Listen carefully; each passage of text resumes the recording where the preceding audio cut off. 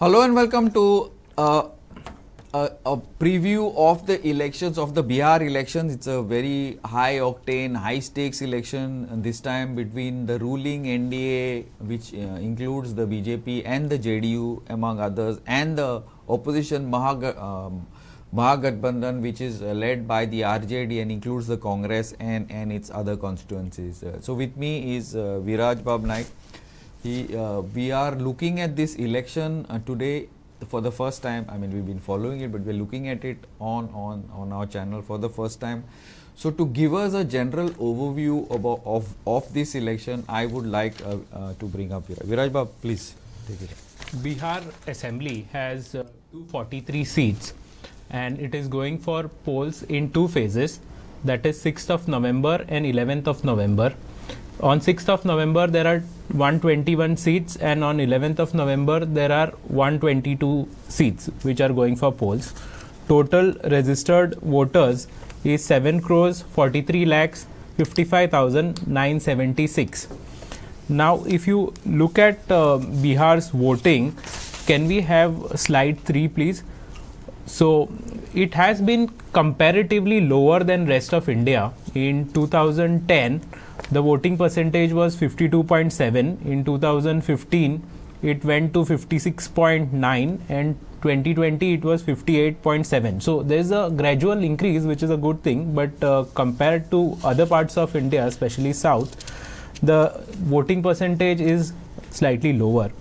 Now coming to the current equations, now Bihar, if you look at last 2-3 elections, there has been so many twists and turns and so many alliances being formed, broken up and then reformed again.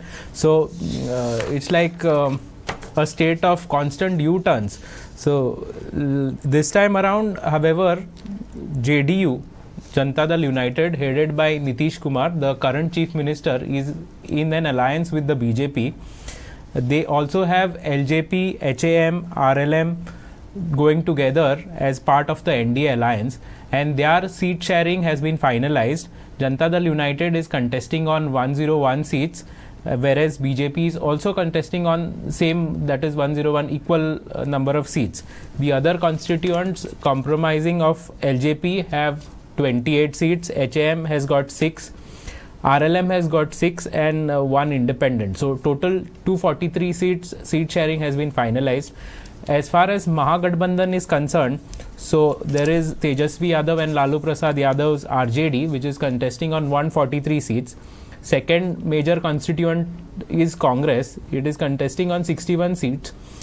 Along with that, there are left parties, CPI, CPIM, and there is also VIP Vikashshil Insan party headed by Mukesh Sahni, who has been also projected as the deputy chief minister in case the Mahagathbandhan wins the election. And unlike NDA, Mahagathbandhan, the seat sharing, there was slight issues and there are few friendly fights. We'll get into those details later. So this is as far as the current situation is concerned. Now, if you analyze the previous few elections, can we have slide 1 on the screen, please? So if you look at the seats that the parties got in the few elections, last 3 elections to be precise. So Janata Dal United and BJP contested the 2010 elections together and 2020 elections in an alliance. Whereas in 2015, Janata Dal United had tied up with RJD, that is Lalu Prasad's RJD, and Nitish Kumar's JDU went along in an alliance in 2015. So if you look at the seats, in 2010 it was a landslide victory for the JDU plus BJP combined. In 2015, post 2014 Lok Sabha elections, Nitish Kumar decided to break up with the BJP and went with the JDU. In that election, went with the RJD. In that election, RJD was the highest seat getter at 80 and JDU was second at 71, and they managed to hold on to the victory and the chief minister's post. Nitish Kumar was again made the chief minister.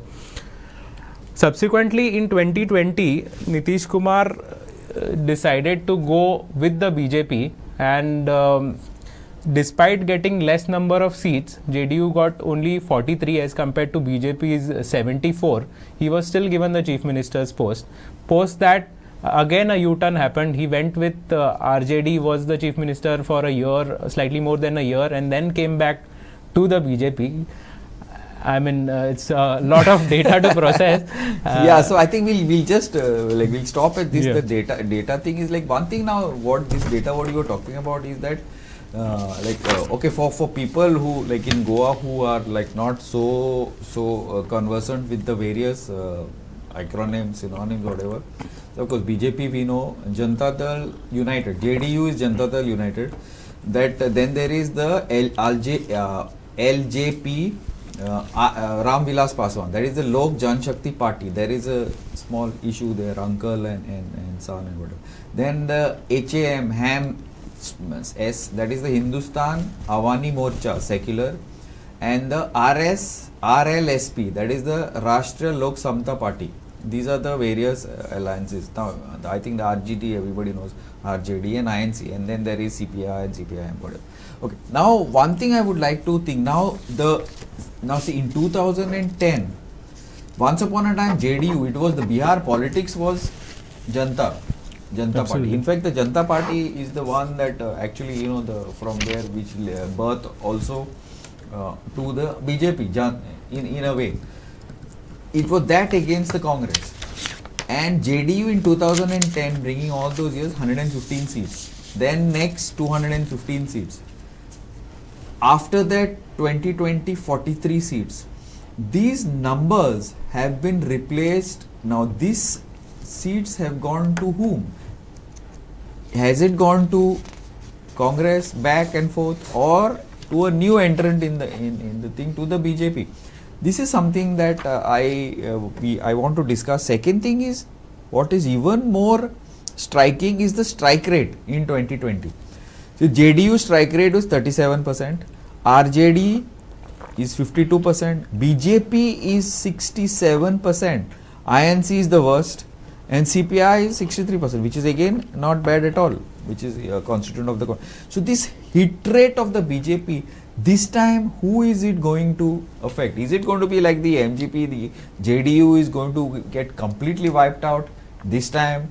From what we see sources, and which is something that even the new kid on the block, the Jan Suraj party, with a very old election manager in the seat, Prashant Kishore, formerly of IPAC, he says 25 seats. What do you feel? This is something that we need to look at. Is BJP going to replace JDU in the end, or JDU is going to become a marginal party like what the MG is in Goa? Ultimately, once upon a time, MG was ruling Goa. What do you feel? No, this has been the trend in the last 10 years. So basically, anyone who ties up with the BJP gets marginalized in the long run or gets eaten up. But somehow BJP rises at the cost of its own alliance partner. So this has been seen in Goa, Maharashtra, and a lot of other places. So coming to Bihar and JDU in particular, so let's just go back to 2020. So in 2020, BJP and Janata Dal United contested in an alliance, yet LJP, which is now one of its constituents, decided to go solo. And the biggest takeaway from that is LJP contested only those seats which were contested by JDU, and it did not field a single candidates against any BJP any BJP candidate. So whether that was done on purpose or it couldn't be managed, I don't know, but that definitely had a dent on the JDU. Its seats went down from 71 to 43. And BJP was not affected, so its seats remained at 74 with a very good strike rate. So that is the reason Nitish Kumar was very upset, and then eventually he ended up breaking ties with the BJP and went with the RJD. He came back. Then he came back. What was the logic? That's a different story, because that was centered more on the 2024 Lok Sabha elections. He wanted to be the prime ministerial candidate, or at least the vice president, meaning deputy prime minister candidate. And what happened about that? I think he was not given. He also wanted to be the chairman of that India alliance, and it was moving slow. So probably those reasons, or he sensed that the BJP had a slightly better chance. So with Nitish Kumar being Nitish Kumar and the shrewd politician he is, you never know what his reasoning Yeah, but is that... But now coming to 2025, the lion losing his whatever instinct. So he has managed to retain his chief minister post despite all this jumla happening. Now, why did that happen? One is because BJP fell short of majority in Lok Sabha election on its own. Of course, NDA got majority, but BJP on its own do not have the numbers even as on date. So Nitish Kumar's 12 seats make a difference, and they don't want to displease him. So that is one of the reasons he is there. But this assembly election gives BJP a perfect opportunity. So if BJP get a lot of seats and JDU goes down, then probably they would try and push for their own chief minister, especially since Nitish Kumar is like getting old as well, and he's been the chief minister for a very long time. Now, if you look at this current election, JDU, BJP on one side, RJD and Congress on the other side. Now, RJD has been out of power for a very long time, except for a brief 2 years and 1 year period when Nitish Kumar went on their side. So they have been working. There is anti-incumbency against Nitish Kumar, might not be so much against the BJP. So these factors can definitely affect the JDU more than the BJP is what I feel. Also, BJP has grown in strength from after the 2024 Lok Sabha elections. Somehow they are machinery, workers, cadre, RSS, you name it, and they have like started working in like extra hours and putting in a lot of effort, and we've seen the results in Haryana, Maharashtra. So we cannot say that it will not happen in Bihar. So it's highly likely that that trend will continue and JDU could be affected. Now, another important factor... Wait, one second. I would like to just add to this. But in many cases, like in Bihar, this alliance is being pushed by RJD, Tejasvi. But in most other cases, I think the Congress has become complacent after the Lok Sabha elections. Yeah, absolutely. Congress was complacent in Haryana. It was complacent in Maharashtra. Maharashtra, they did not allow Uddhav Thackeray to be projected as the chief minister, and we've seen what the results have been. In Haryana, they did not tie up with Aam Aadmi Party when Aam Aadmi Party was asking for just 5 seats. That also was not given, and we've seen what the results are. Also, if you look at 2020 elections, number of seats won by Congress was 19, but they contested on 70 seats. So their strike rate was 27, whereas RJD's strike rate was 50. So instead of 70 seats, if they had contested on 20 seats or 30 seats, less number of seats, given more number of seats to RJD, with RJD's strike rate, probably the Mahagathbandhan would have got more seats than the NDA in the last election itself. And as with Congress, they tend to ask for more number of seats when they don't have that strong candidates. They have to understand that in a regional election, they have to let the regional partner lead, and that increases their chances, because in 2015 they tied up with JDU and RJD, and it was a comprehensive victory. Another factor that has to be accounted for is Jan Suraj party. So Jan Suraj party is headed by Prashant Kishore, one of the most prominent political analyst in the last 10-15 years in India. He has been probably more started from Gujarat. Yeah, but he came to the limelight in 2014 Lok Sabha election when he ran Modi's election campaign. He has also been involved with a lot of other parties like Aam Aadmi, TMC, DMK, and also he has been able to deliver results. Of course, some states he could not, like Goa and some other places like Andhra Pradesh. But quite a lot elections have been won under his election management. So definitely he is someone who has a lot of political acumen, who has experience, and I think he is using that. He's been touring Bihar for the last 2 years, moving from villages, having Rath Yatras, and a lot of things he's been doing. Whether he is able to get a lot of seats, that we will have to see. But I was looking at one of his interviews. So he said, one of the reporters asked him, how many seats will you get? So he said there are two options. One, either he will get majority 120 to something like that, 130 seats, or he will get less than 10 seats. So I feel the later is more likely to happen in this election. But the major, most important question here is, even if he manages to get 5 seats, the vote share that he gets, whom is it going to affect? Whether it's going to affect the Mahagathbandhan or the BJP or the JDU. So we do not know from where that vote share is coming. Similar to what happened in Goa with RG. So RG got 7-8% vote share. So from where did it come? So that can actually decide. He might not be able to be a game changer in the sense that join the government, but he can be a game changer in the sense that the vote share that he takes could hurt one of the alliances. See, he's game. He's always been a player for the for the long game, so as to say. So the thing is that he's building a name. Like he's the new kid on the block. People know Prashant Kishore as an election manager, but today he's come out as Prashant Kishore, the politician. So 2 years or whatever, 2 years is not a long time in elections, even in a place like Goa for a newbie. But in a place like Bihar, which is so strongly caste-based election mission, like for example the Yadavs, RGD, and then the BJP, the Bhumiyars, the Brahmins, the Rajputs, it's been fixed.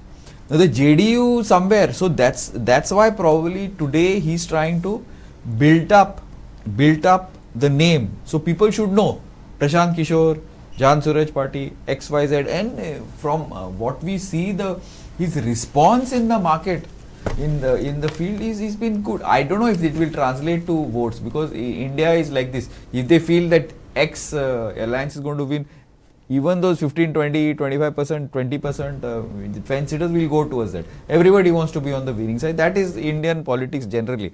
So now it is already, I think most people would have decided, but it's going. Bihar is caste is a very, very strong factor. So that is something that Viraj. Let's just have a look at the vote share in the last 3 elections. Can we just have slide 2, please? So if you so if you look at the vote share, JDU's vote share is going down. So it was 22% in 2010, then it went to 16.8, and then it is 15.4 now. But if you look at RJD, it has increased from 18.8, then it was stable at 18, then it went to 23%. So JDU is doing really well as far as the vote share is concerned. So they have been able to maintain their 18% vote share. They got hardly in 2010 they got just 22 seats, but yet they had 18% vote share. So that means they are able to hold on to their major voter base. Their voter base has not eroded, and in 2020 the vote share went up. So that's a really positive sign for them. Also, BJP has been pretty consistent. From 16 in 2010, they've gone to 19 in 2020. 2015, that 24% was because they contested more number of seats. And tie-up also. No, more number of seats. They went solo against JDU and RJD. Okay. So now with Prashant Kishore, so even if he manages to take 7-8% vote share, from where it will come. Exactly. So that is something interesting. Also, I would like to have a look at the manifestos. So if you look at the manifestos released by NDA and the Mahagathbandhan, the major contention is generating employment, because as we know, Bihar, many voters are working in different states. They are not in Bihar, they are gone to other states for employment. So the major point of contention is jobs. NDA Alliance has promised 1 crore plus government jobs. Now from where this will come, I do not know. And Mahagathbandhan has said they will give 1 job to every family in the state. So again, Mahagathbandhan is saying they will give 200 free electricity units. NDA is saying they will give 125 units. And then free education. Mahagathbandhan has also promised 2,500 for all women. So Ladli Bahin, Ladli Behna, whatever you name it. So if you look at the manifestos, of course there is creation of industrial parks and farmer benefits, expressways and so on.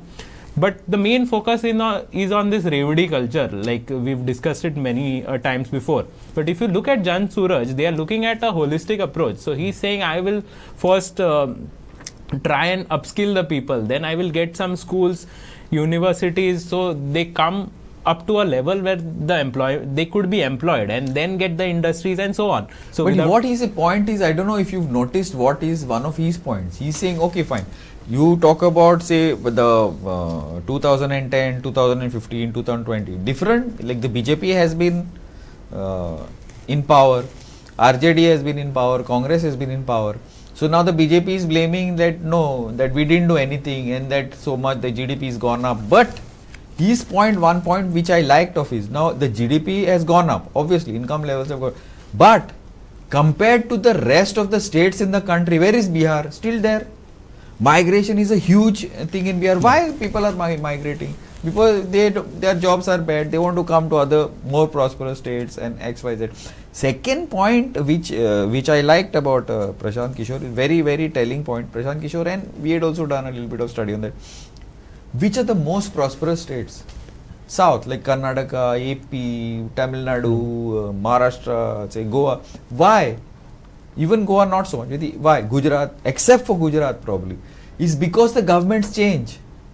Here it is the same people doing whatever. So the people, like whether they do perform or whether they don't perform, it doesn't make a difference. It looks like. Now in Goa also, now this is I think the first, this chief minister is, except for Rane, nobody has been this long. So, but in Bihar, this is an issue. And the most prosperous states are these states wherein accountability is there. So is that going to play a part this time? Because this is what Jan Suraj and Prashant Kishore Jan Suraj is trying to think. Or is it going to go back to the original, whether it is the Hindutva or whether it is the caste base? What do you feel?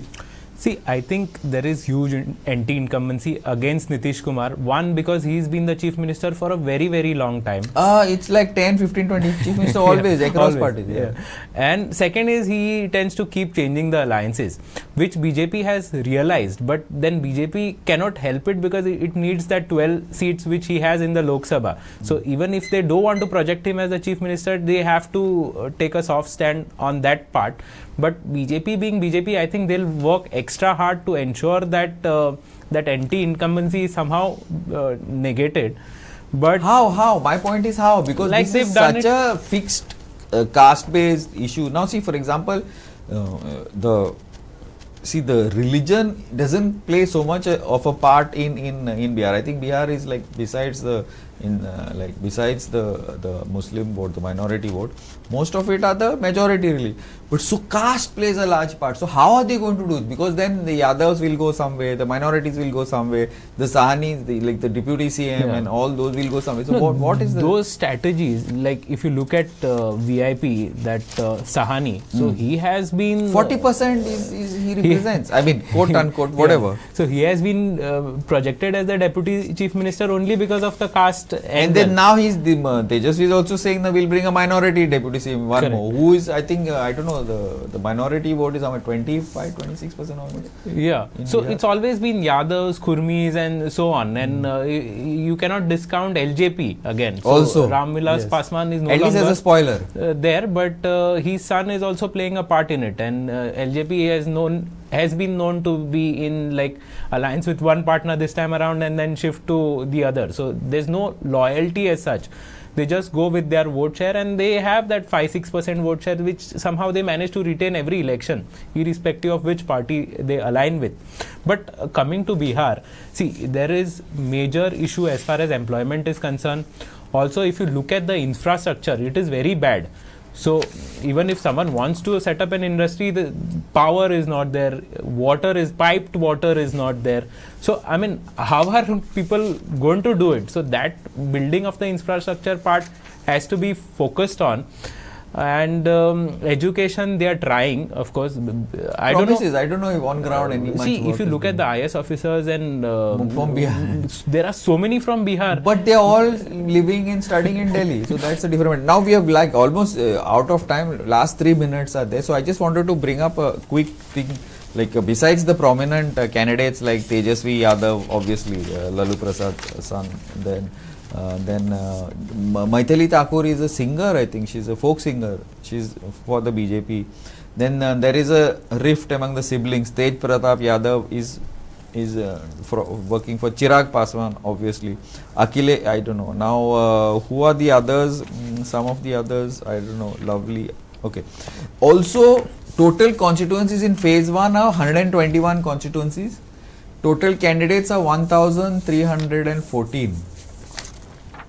Another important thing is candidates with criminal cases are 423. That is almost 32%.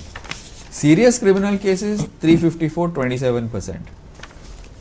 So this is one thing. Average assets per candidate are not that much compared to the other states. Only about 3.2 crores per asset. So what you feel? Phase 1 will be anything specific? Phase 2 anything specific? Or no? I think, see, the phases are like, just usually they used to have it in like 3-4 phases. Now they've just come down to 2, and that too they are like very close to each other, just a 5-day difference. That too probably because of logistical reasons. Otherwise they would have had it in a single phase. So phase wise I don't think it's going to be that much different. But this Jan Suraj party impact, I think, is going to be critical as far as the final tally is concerned. They might not be able to have, they might not even get into double digits, but the impact that they have can decide who is the winner and who is the loser. I don't know. Anyway, we are out of time, so we'll discuss this.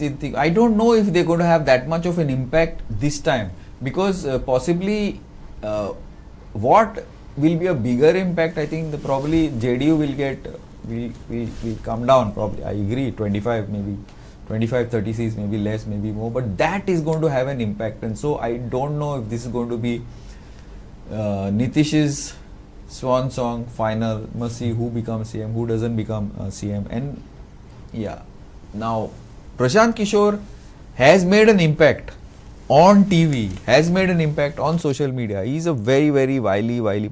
How much of an impact in a place like Bihar he could do, I don't know.